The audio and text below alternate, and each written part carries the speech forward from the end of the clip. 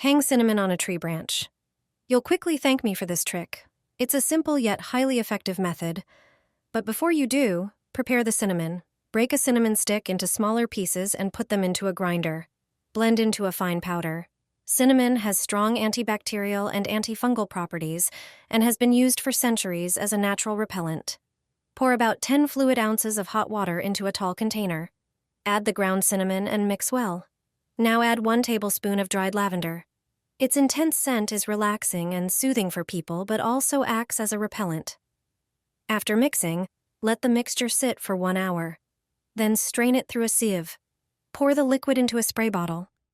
Use this spray on all the places where unwanted guests appear in your garden. But that's not all. Take a piece of cinnamon bark and thread a string through it. Tie the ends tightly so it holds well. Hang it on a tree branch or another spot.